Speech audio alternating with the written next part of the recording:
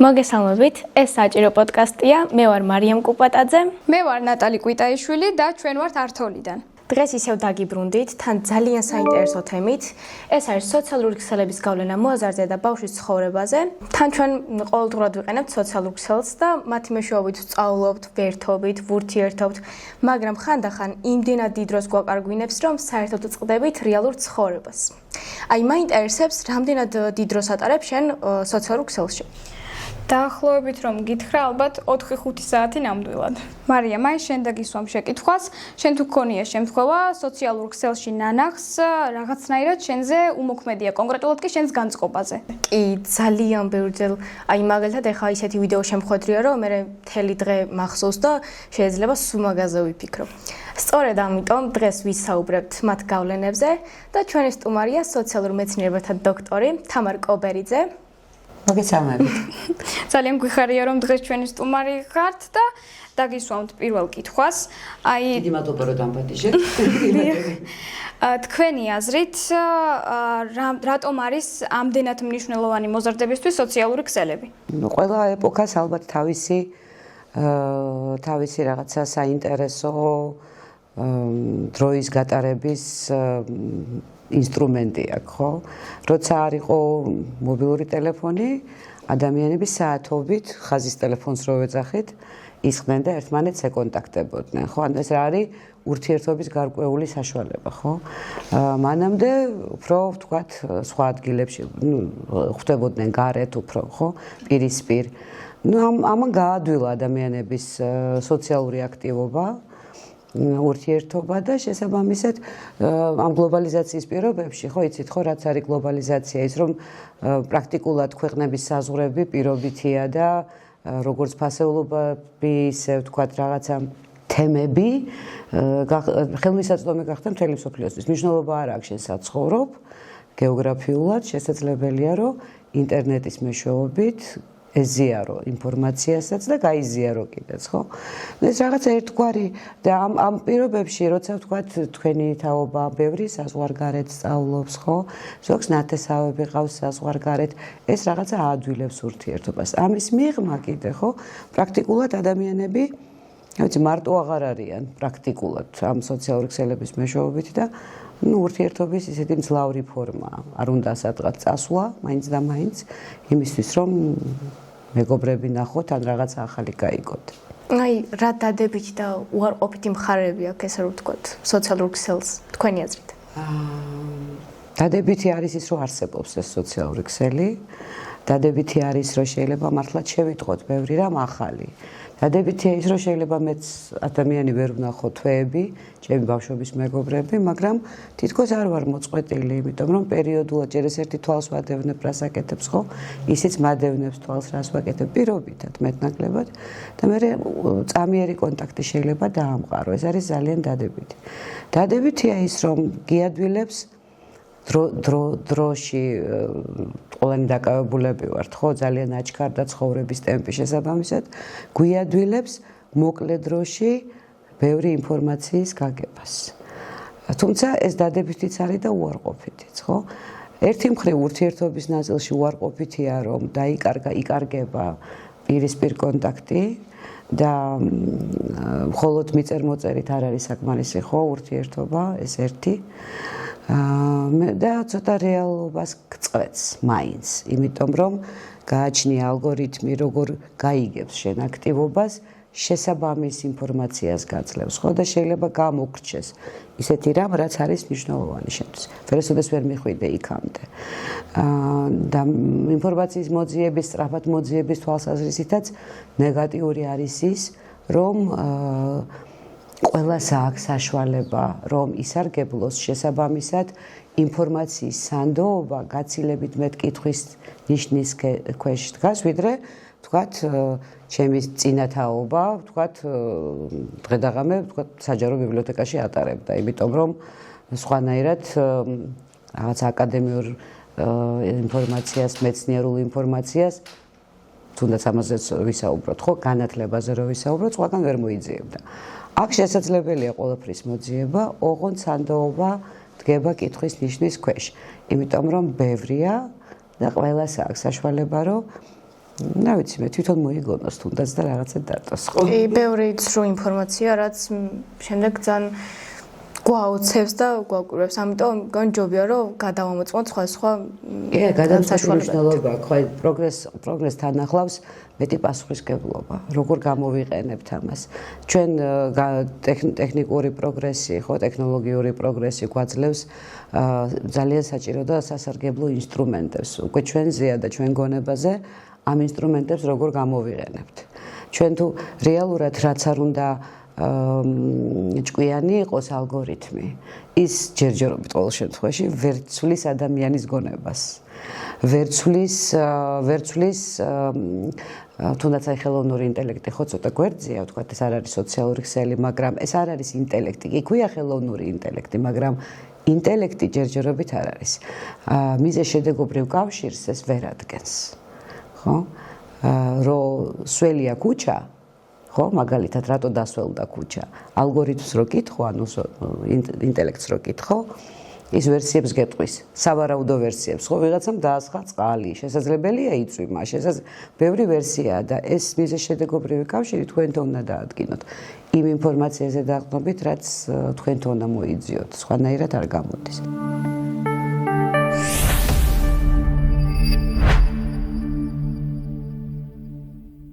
პრობლემასაც რომ შევეხოთ, რა მომენტში შეიძლება იქცეს სოციალური ქსელი პრობლემად? პრობლემა შეიძლება იქცეს სოციალური ქსელი, როცა ისეთი ზემოქმედა, როცა ვთქვათ, ქმნის რაღაცა სტერეოტიპებს, ხო?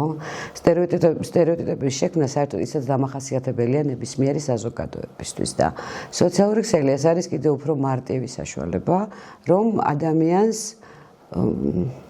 ესე ვიტყვი ცოტა სლენგში, ურძოს ტვინი, ხო? განსაკუთრებით ახალგაზრდა ასაკში. როცა ვთქვათ, გვხდება ვიდეო, სადაც გელაპარაკებიან წამალზე, გელაპარაკებიან მაკიაჟზე, გელაპარაკებიან კვების ჩვევებზე, რჩევებს გაძლევენ, არა და არ არიან ისინი ამ საქმის პროფესიონალები, ხო? არ შეიძლება მათი დაჯერება. და აქედან გამომდინარე, ეს ცალკე თემა, ხო? და მეორე კიდე აღვივებს იმ სტერეოტიპებს, რომელიც უცოდინრობა აღვივებს სტერეოტიპებს და ადამიანებს, როცა ნაკლები პასუხისმგებლობა აქვს, იცით ჩვენ მეტას ნაწილი ვართ, ხო? ანუ მეტა ჩვენთანაც არის, თუ შენ ვიდეოებს ბევრ ხელმომწერს დააგროვებ, ამაზე შეიძლება ფულის კეთება. შესაბამისად, სადაც შესაძლებელია ფულის კეთება, იქ რამდენად სანდოა ეს ინფორმაცია, რომელსაც შენ გიზიარებენ, ხო? და მე იქნება რაღაცა, ხო, როგორ უნდა გამოიყურებოდეს ქალი, როგორი უნდა იყოს კაცი, როგორ უნდა იქცეოდეს ქალი, როგორ უნდა იქცეოდეს კაცი, როგორ უნდა იყოს მშობელი. ეს ყველაფერი ვიღაცის ნათქვამი, რომელიც არ არის დამყარებული არანაირ მტკიცებულებაზე, არ არის არანაირ ცოდნაზე, გამოცდილებაზე და ძალიან შორს არის მეცნიერული დასკვნებისგან, ქმნის აზრებს საზოგადოებაში, რომელიც მერე ურთიერთობებზე ახდენს ზეგავლენას, ადამიანების ფსიქიკაზე ახდენს ზეგავლენას, ხო? ზოგადად ადამიანებს ძალიან აინტერესებთ, ანუ ვინ რას ფიქრობს თავიანთ ფოტოებზე, ანუ აი რას პოსტავენ და იმაზე მერე ვინ როგორ რას ფიქრობს და აი თქვენი აზრით მაინტერესებს მშობელი თუ უნდა იყოს ჩართული ბავშვის, ესე ვთქვათ, სოციალურ ქსელში, აი რას ტვირთავს, რა ვიდეოს დებს, ანუ უნდა იყოს თუ არა, ესე ვთქვათ, ჩართული. ცირა მგონია, რომ მნიშვნელოვანია ყურადღების მიქცევა, იმიტომ რომ ჯერ ეს ერთი მისი უსაფრთხოების მიზნით ეს ერთი და მეორე კიდე რა ვიცი, ახლა მშობლის ვალდებულებაა, რომ რჩევა მიცეს და გაზარდოს ის თავის შვილი და ხშირად გვხდება, ხო, თუნდაც ლექსიკა მიუღებელი, ხო, ვთქვათ, ოჯახისთვის, მშობლისთვის გვხდება რა ვიცი, ბევრი რამ ისეთი, რაც უბრალოდ ადამიანს შეიძლება შეხვდეს და ჩათვალოს, რომ ეს არის ნორმა. თუ სხვა იგინება და ვიღაცას აგრესიულად ელაპარაკება და უწერს რომ ან რას გევხარ, ან რა ვიცი მე მილიონ რაღაცას, ხო? შეიძლება თვითონ ახალგაზრდა ვერ მიხვდეს, რადგან ეს მიღებულია. ვერ მიხვდეს, რომ ეს არ არის ნორმა და არ არის ნორმალური, ხო? ამიტომ შესაბამისად გონია, რომ მშობელს აქვს გარკვეული როლი ამაში. აკრძალვით ალბათ ვერაფერს ვერ გახდები, მაგრამ კონტაქტი მნიშვნელოვანია და მნიშვნელოვანია იცოდე, ვთქვათ, რიც უნდავს შენი შვილი. აი, ასეთ კითხვას დაგისვამთ, როგორ შევინარჩუნოთ საკუთარი თავისადმი რწმენა, როცა ვხედავთ, რომ ყველა სოციალურ ქსელში იდეალურია. იდეალურია რო ეგეც საკითხავია. ნუ რა ვიცი ახლა გაჯეტებმა მოიფიქრა ეს ფილტრები იმისთვის რომ ყველა კარგად გამოიყურებოდეს. ისეთი ლამაზები არიან ხოლმე ყველანი, მაგრამ ხო ჯერ ისეთი იგიცოდეთ, რომ იქ რეალური სურათი პრაქტიკულად არ არის. პრაქტიკულად არ არის, ყველა არის გალამაზებული, მილამაზებული, მოლამაზებული. ეს ერთი, თავის ტანიან ფეხიან, სხვანაირები არიან. თავიანთ სხვანაირად აჩვენებს. ხო, კი ბატონო. ეს ერთი, მეორეს ერთი, რა ვიცი, ადამიანი მგონია, რომ უნდა გაათვითცნობიერო, რომ ეგ არ არის შენი სამყარო, ანუ ეგ არ არის ცხოვრება. ეგ არის ცხოვრების ერთი მონაკვეთი. და შესაბამისად გაადვილდება ეს. რა თქმა უნდა, ძალიან რთული დილემაა და პრობლემაა ადამიანები ახალგაზრდა ასაკში კი არა, დასულ ასაკშიც ძალიან რთულია, რომ თვით კმარი იყო. ხო? მაგრამ თვითკმარობაზე ზემოქმედებას მაინც და მაინც გარეგნობა არ ახდენს. რაღა დაგიმალოთ. ამიტომ აი რაც ახდენს, ეს არის მარტივად რომ ვთქვათ, იმის კეთება, რაც გინდა რო აკეთო და ამაში გქონდეს ლუკმა პური. კი, ნამდვილად. ეს მაშინ იქნები თვითკმარი, ხო? აი ხლა აკეთო ის, რაც გინდა და ამაში გქონდეს ლუკმა პური. აი ამისთვის უნდა მიისწრაფოდეს მგონია ადამიანი და შესაბამისად თვითკმარობას და კმაყოფილებას ეს გაძლევს და ისიც მერე მოაარა. ანუ რატომ არის მნიშვნელოვანი რომ მეგობარს არა მარტო ეკრანიდან ეურთიერთო, არამედ აი სიტყვაზე როგორც რეალურად ანუ ნახე მე არ ვიცი ახლა თქვენ პირიქით თქვენ გამაინტერესებს, მაგრამ ჯერ ისეთი ნახე დაიკარგა რა და როცა ადამიანი წერს რაღაცას, ხო? ეკრანიდან ურთიერთო გულისხმობ, რომ თქვათ რაღაცა ინტერნეტ საშუალებით, ხო, WhatsApp-ით, WhatsApp-ით, უბრალოდ შევხვდე, ხო? ჯერ ეს ერთი არსებობს ფსიქოლოგიაში ესეთი რამ. ადამიანს, რომელსაც უღებს კამერა, იქცევა სხვანაირად. და ცხოვრებაში ეს ადამიანი იქცევა სხვანაირად. სხვათა შორის არსებობს ძალიან ბევრი ქვეყანა და ამერიკაში ბევრი შტატი. საერთოდ აკრძალულია მაგალითად სასამართლოში ჟურნალისტების დასრება და გადაღება. ეს ხო არის რაღაცა ითვლება დემოკრატიის ნაწილი, რომ მნიშვნელოვანია რომ ღიაობა იყოს და სასამართლო პროცესი იყოს გადაღებული. ძალიან ბევრ ადგილას ეს არის აკრძალული და ერთადერთი мотивация არის ის, არა ერთადერთი ალბათ, მაგრამ ერთ-ერთი ძალიან ძლავრი არგუმენტი არის ის, ამას და იურისტებიც ეთანხმებიან, რომ ადამიანი როცა პროცესზე დგას, გინდა იყოს ეს მომჩივანი და გინდა მოპასუხე და გინდა მოსამართლე და ვინც გინდა, კამერასთან იქცევა სხვანაირად. და ცხოვრებაში ის იქცევა სხვანაირად. კამერაში თითქოს თვალი არის, რომელიც გაკონტროლებს და შეიძლება და რაღაცნაირად უნებლიეთ გახდე შენ თვითონ იმ მოარული აზრების მსხვერპლი, ხო? და ისე მოიქცე როგორც არის მიღებული და არა ისე, როგორიც ხარ. ხო? ანუ ეს მოქმედებს, იმიტომ ჩვენ ხო ყველანი არ ვართ პროფესიული მსახიობები, რომლებიც ისინიც კი ნერვიულობენ კამერასთან და სცენაზე, ხო? და ჩვენ წარმოვიდგინე უნდა დავივიწყოთ, ხო? დიახ. ერთი. მეორე დაწერილი ტექსტი, ხო? მე შემომჭირია, რომ როცა ახალგაზრდები როცა წერენ დღეს ტექსტებს, მარტივ წინადადებებს, მაგალითად ვეღარ ხვდებიან სარკაზმს. თუ სმაილი კი არ მიაწერენ. აი ზუსტად. ხო? ვეღარ ხვდებიან, რა ვიცი, მე შენ მიყვარხარს ვერ ხვდებიან, კარგია თუ ცუდი. ხო, თუ სმაილი კი არ მიაწერენ. ნახე, ეს არის დამახასიათებელი აი ამ ქსელებისთვის. ცხოვრებაში ეს არ გჭირდება, ხო? არ გჭირდება სმაილი კი. იმიტომ რომ უფრო ცოცხალია ურთიერთობა და კიდე იმის იქით მიდის, ხო? ანუ თვალი სხვანაირია, თვალს სხვანაირს ხედავ, ტანის ენა რასაც ქვია სხვანაირს ხედავ, ინტონირებას და ზოგადად აურას იქნება პირისპირ კონტაქტში და არა სოციალური ქსელის საშუალებით, ხო? მაგიტომ ჯობია რომ ცოტა ხანი სოციალურ ქსელს საერთოდ მოწყდეთ და შევხედოთ რეალურ ცხოვრებას რა და როგორ ხდება. იცი რა, სულ ვერ მოწყდები, იმიტომ რომ ესეც რაღაცა ზოგი არის ესე, ხა ჩემი მეგობრები, ზოგი არ შემილია, გამორთავს, თვეები არ შედის, მე ისევ შედის. მე რაღაცნაირად შემილია რომ მქონდეს, არ გამოვთუ არასოდეს, მაგრამ დოზირებულად შევიდე. ხო, ეგეც შემილია. აი როცა ვთქვათ რამე საინტერესო ხდება, იმ დროს შევდივარ თქვა და მაშინ უფრო მნიშვნელოვანია ხოლმე. თითქოს ჩვევაშიც იზრდება, მე მაგალითად აი სიტყვაზე მესეჯიც რო არ მომივიდეს, აი მაინც ვუყურებ, რომ რამე ხო არ მოვიდა, ან ჩვევაშიც აქვს ერთგვარი დამოკიდებულება. ძალიან ცუდი. არის დამოკიდებულება, კი, ხო, მაგრამ ვისთვისაც როგორ უფრო მოხერხებულია, ხო, თუ შეგიძლია რომ დოზირებულად გქონდეს და არ გააუქმო და საუკეთესო ვერსია თუ მაინც ბევრ დროს 4-5 საათს აგართმევს და ხვდები რომ გართმევს და არ გძენს რამეს, მაშინ სულ არ არაობა, ჯობია რომ რაღაც ტელეფონის დროც გქონდეს, მაგრამ სხვა რაღაცებიც არ დავივიწყოთ. ხო, საუკეთესო ვერსია.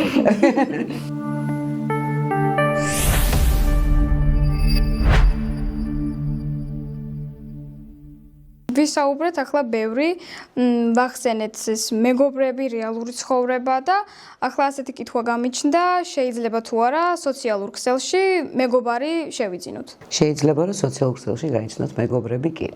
იმიტომ რომ ადამიანები იქ რაღაცა ფორმით მაინც ავლენენ თავის თავს, ხო? ანუ სულ 24 საათი ძალიან ცოტა ესეთი ადამიანი, ვინც 24 საათი თამაშობს და სხვა რაღაცას დებს, ხო? შესაბამისად შეიძლება შეგვხვდეს ადამიანი, რომელიც ზუსტად ეხმიანება იმ წუთას არ ყავდეს მსგავსი არავინ გარშემო და რომ წყავდეს, რომ ზუსტად იმ პლატფორმაზე დგას, როგორიც შენ. ისეთი პრობლემები აწუხებს და ისეთი საკითხები, როგორიც შენ. ამიტომ კი, ნამდვილად შეიძლება რომ ეს ხო ქსელია. ნახეთ, ეს არის ჩვეულებრივი სოციალური ქსელი. სოციალური ქსელი ცხოვრებაში არის სკოლა, უნივერსიტეტი, ხო, წასვლა-წამოსვლა. ამითი იკრიბება ადამიანთა წრე. ის არის სოციალური მედია ქსელი, ხო? იქაც შეიძლება ურთიერთობა და წამოიყვანო იქიდან შენთვის ახლობელი. აი რა არ უნდა გამოვიქვეყნოთ სოციალურ ქსელში? რაც შეიძლება რამე ცუდი გამოიწვიოს მაგალითად. ან თუნდაც საზიანო. ხო. ზოგისთვის არ არის ეს პრობლემა, ხო? არც რელიგიის კუთვნილება და ვთქვათ აქტიურობა ამ თვალსაზრისით, არც პირადი ცხოვრებისაგან, ხო? ჩემთვის ეს რაღაცნაირად მიუღებელია, იმიტომ რომ ძალიან ინტიმურია ადამიანისთვის ეს გონია და არ არის აუცილებელი არც სოციალურ ქსელში ვიტყვი ამას და არც მეგობრების წრეში, პირისპირ, ხო? ეს ერთი ესე მიუღებელი ძალიან რთულია, ეს მიუღებელია. ყველა ადამიანი თვითონ წყვეტს ალბათ რა არის მისთვის მიუღებელი, მაგრამ რამ შეიძლება დაგაზიანოს? ახალგაზრდა ასაკში შეიძლება დაგაზიანოს ბოროტმა ადამიანმა. მარტივად. და ცხოვრებაში გაქვს იმის ფუფუნება, რომ გამოტრიალდე და წახვიდე. იქაც კი გაქვს, მაგრამ იქ სხვანაირზე მოქმედებას ახდენს ეს, ხო? ძალიან ხშირად გამკვირვებია. რაღაცა არ მოგწონს, გაიარე რა. მანამდე რატო უნდა გაუკეთო ეს კომენტარი? ცხოვრებაში არ გაგიკეთებენ მაგ კომენტარს. ხო? ის იმალებიან, ესეთი ადამიანები იმალებიან ეკრანის უკან და იციან, რომ შენ გაწყენინებენ, გულს გადგენენ და გაივლიან და შენ ვერკეტიც არ გაქვს, რომ ვერ გიპოვებენ რაღაც და ვერ გიპოვე, შეიძლება დაგბლოკოს. შენ ხო წაიკითხე და შენ ის დაგბლოკავს და მე ეძებე ახლა სადღაც, ხო? და უბრალოდ ჩაგრჩება ეს. ამიტომ ესეთი უნდა იცოდეთ, რომ არ ინერვიულოთ ამ თემაზე, ხო? ეს არის ადამიანი, ბოროტი ადამიანის სხვანაირად ვერ გამოხსნა. ფსიქოლოგიურად ძალიან მოქმედებს და თან კიდე მე ეს უგეფიქრება, რომ აი რამეს ცუდად ხო არ ვაკეთებ, ან რაღაც ვიზუალურადაც ფიქრობ, რომ მე ესეთი ხო არ ვარ და ძალიან მოქმედებს ჩემი აზრით ეგეთი უარყოფითი კომენტარები. ძალიან ცუდად მოქმედებს კი ბატონო, მაგრამ მაგას ვერ გაიქცევით, ხო? ხო. ამიტომ ეხა არის, იქაც არის ხო შეზღუდეთ თუ გინდათ რა თქმა უნდა. მეგობრების წრე, ანუ არ ყავდეთ ისეთი, ვისაც არ იცნობთ, ან არ იცით ვინ არის. თქვენი პოსტები ნახვის საშუალება არ მისცეთ უცხო ადამიანებს, მარტო მეგობრებს, ხო? ანუ თქვენ თვითონ შეგიძლიათ ნავიგაცია ამ კარგად უნდა იცოდეთ ქსელები. ეგეც, კარგად უნდა იცოდეთ, ვინ შეგიძლია მოგმართოს. შეიძლება დაბლოკო, რომ უცხო ადამიანმა საერთოდ არ მოგმართოს. ან იქ შენი ნაწილი შეიძლება იყოს ეს ცხოვრების ნაწილი, ეს სოციალური ქსელი, არაერთი, ხო? მაგრამ იმის კონტროლიც მეტნაკლებად შესაძლებელია, ვინ გამოვა შენთან კონტაქტზე. ისიც უნდა იცოდეთ, რომ შეიძლება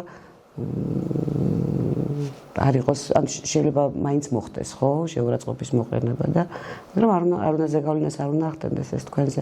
წარმოიდგინეთ ადამიანი, რომ მეორე ადამიანს ეუბნება, აი მან დადო ფოტო და ეს ეუბნება, რომ რა მახინჯი ხარო. აი რა უნდა ამოძრავებდეს ესეთი ადამიანი. და აი ასეთ მომენტებში როგორ უნდა მოვიქცე? არაფერი არ უნდა მიაქციოთ საერთოდ ყურადღება. საერთოდ არ უნდა მიაქციოთ ყურადღება. ვიღაცა გაბოროტებული ადამიანი ბოღმა გადმოანთხია. თქვენ რო არ ყოფილიყავით, სხვაზე გადმოანთხევთ. ანუ იმ მომენტში თქვენზე გადმოანთხია. რაში მაინტერესებს ახლა ეს რასამბობს? მაინც ვერაფერს ვერ შევაგნებინებთ მაგ ადამიანს და ანუ ვერც შეიცვლება. საერთოდ პასუხიც არ ნახეთ ესეთი ადამიანები ცდილობენ რომ გამოგიყვანონ წყობიდან. მათი წამალი არის იგნორირება. რაც მეც უპასუხებთ, ისინი გულს იფხანენ მას ასეთ რაღაცაზე რა. ამიტომ არ უნდა უპასუხო, ეგრევე ბლოკი. ეგ მაინც აქვს. ახლა თქვენგან გვინდა რჩევა ასეთი, რას ეტყოდით ბავშვებს და მოზარდებს, რომლებსაც დროის კონტროლი უჭირთ სოციალურ ქსელებში. ბავშვებს და მოზარდებს კი არა ყველას უჭირს დროის კონტროლი სოციალურ ქსელებში. ამიტომ რა ვიცი, გაჩნია, ჯერ თვითონ უნდოდეს, ათვიცნობიერებდეს ბავშვი ახალგაზრდა, რომ უნდოდეს ამის გაკონტროლება, ხო? აქედან დავიწყოთ. კონტროლი წარმოუდგენელია, თუ სხვა რამით არ შეავსეს საკუთარი დრო. ხო? თუ არანაირი სხვა საქმე არ არსებობს, ბუნებრივია, რომ ის არის გართობის თუ დროის ტარების ერთ-ერთი ძალიან ძლავრი ხერხი. ამიტომ თუ დღის დასაწყისში რაღაცა გეგმა გაქვთ, ხო? ის გეგმა უნდა დაისახოთ, რა გაქვთ იმ დღეს გასაკეთებელი. მე რწმუნეთ, რომ აი იცით რისთვის, აი სრულყოფისთვის, საკუთარი სრულყოფისთვის, ხო? რო აკეთო ის რაც გინდა და გქონდეს ამაში ლუკმაფური, ხო? აი ამ თვალსაზრისით იმაზე უნდა იფიქროთ. და მე ის იმდენი დრო აღარ დარჩება და მართლა გართობად გადაიქცევა პატარა ცნობიერების ელემენტებით.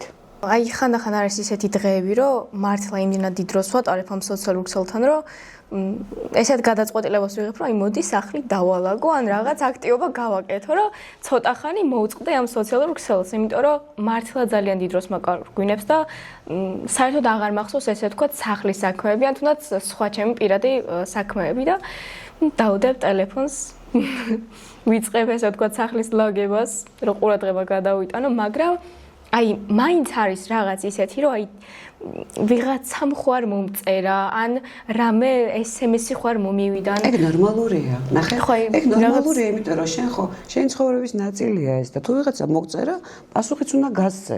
მაგრამ ეს არ ნიშნავს მე რომ ესე დაბრუნდე და უგზოუკლოთ, ან უსაფუძვლოთ, უშედეგოთ, უშინაარსოთ ხო? ნუ ინტერესი მაქვს მაინც. ინტერესი უნდა გქონდეს. დამოკიდებულება. აბსოლუტურად ეს არის ნუ შეხედავ ამას როგორც დამოკიდებულებას. იმიტომ რომ ადამიანი მეგობარი რომ მოვიდეს, ხო უნდა გაუღო კარტი და დაელაპარაკო, ხო? რეალურად. იგივეა, ხო? უბრალოდ თუ ამას შინაარსი არ აქვს, მაშინ რაღაცა თქვა რომ всё მორჩა ახლა და მოდი გავაგრძელო საქმე. მაგასო ძალიან რთულია ახლა, ძალიან რთულია. მე ის რაღაცებს ველაპარაკობ, ისინი ხوار ვართ რობოტები, ხო, მაგრამ მართლაც რომ გაიღვიძებ, კარგი იქნება, ან წინა ღამეს, ხო? კარგი იქნება რომ დაისახოს მომავალი დღის გეგმა. ის კი არა რომ არ მინდა სოციალური ქსელი, არა. რა გავაკეთო, რა მაქვს საქმე. რა მაქვს საქმე იმ დღეს. და მე რწმუნეთ რომ ის საქმე წაიღებს მე დროს, ვიდრე სოციალური ქსელი და თუ საქმე უკვე ყველაფერი მოთავებული იქნებათ იმ დღის გეგმა. იყავით მე რამდენიც გინდათ. აი შენ არ ხარ ხოლმე ეგრე რაღაც მომენტები არ გაქვს, რომ აი გინდა რომ ტელეფონი დადო და საერთოდ არ გეჭირს. აი რას აკეთებ ხოლმე? ამ დროს ზოგადად მე ეგრევე ვხვდები, რომ უკვე ნამდვილად გადავაჭარბე სოციალურ ქსელებში, უკვე დიდ დროს ვატარებ და ამ დროს მე ვიწყებ ნახატების ხატვას. და ეს თითქოს და უფრო მამშვიდებს და თან ბევრი დრო მიაქვს. გადასარევი რამე აგირჩევია და რა დროს სოციალური ქსელია. ხატვა მოარსებობს რა დროს? თუ ხატვა გიყვარს და ხატვა შეგიძლია, მაგაზე უკეთესი რა არის. ბუნებრივია, ხო, ანუ შესაძლოა გართობა შეიძლება სხვანაირი, ხო, რეალურად.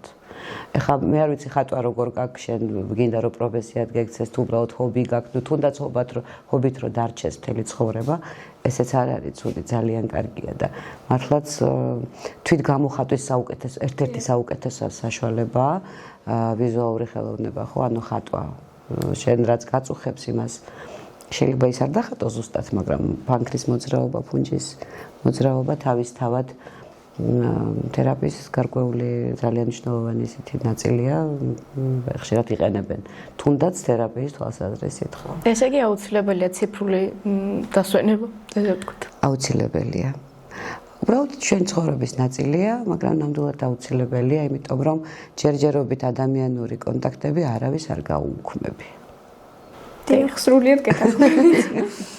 ძალიან დიდი მადლობა, ნამდვილად ძალიან საინტერესო იყო.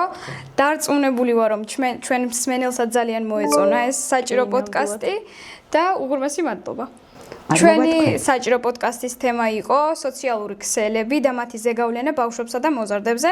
ჩვენი სტუმარი კი იყო სოციალურ მეცნიერებათა დოქტორი თამარ კობერიძე. ჩვენ აუცილებლად შევხვდებით ისევ, დაგიბრუნდებით. ნახვამდის. ნახვამდის.